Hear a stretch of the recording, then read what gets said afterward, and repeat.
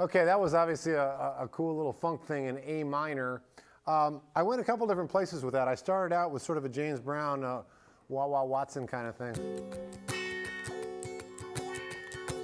And that had not quite as much distortion on it, more of a rhythm sound.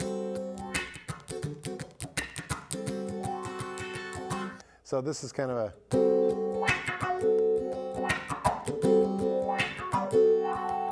like a minor 6 chord. Very easy to do. All you got to do is just lay your first finger here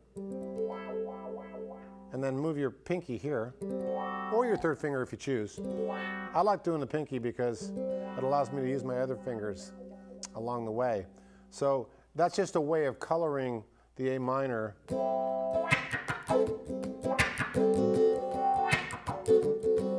Now what I did was I played a melody, I went... very simple minor lick there. You start, once again, you know, we always talk about the root. If you want to play it safe and you're just playing, you know, you're just learning a song, or you just want to know that something's going to work. If you're in the key of A minor, man, play that A. We've done this over and over again, and I keep trying to hammer it home. If you start with the root note, you can never go wrong. So that's a rule you can live by. In this case, we're playing an A minor, a very simple 1-4 sharp 5 progression. So if you know you're in A minor, why not start with the high A, and then just do a descending line. Probably familiar with that. You've heard that lick before. I could probably name 10 songs that utilize that lick. Bob Marley, I Shot the Sheriff, uses that type of lick.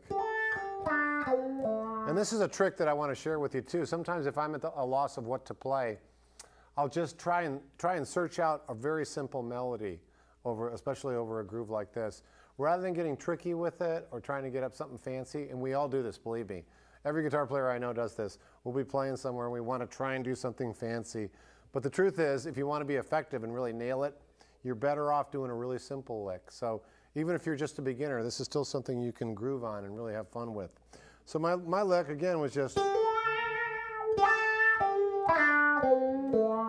Now when I went to the D chord, okay, that's the 4 of the A minor progression, it takes you from your D chord, your D minor, and then you do that lick.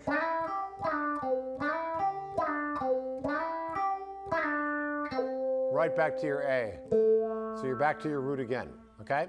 Now the next part is a little bit tricky. What I did was a sharp 5, which is an F, and then I went to an E.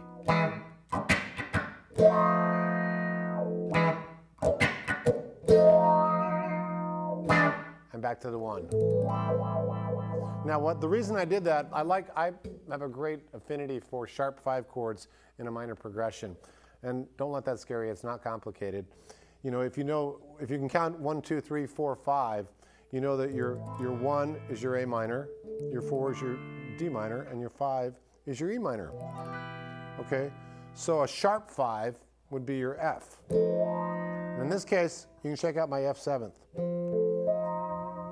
Now we've talked a lot about partials along the way here. This is another partial. You don't have to hit a whole chord all the time, especially if you're playing with a band.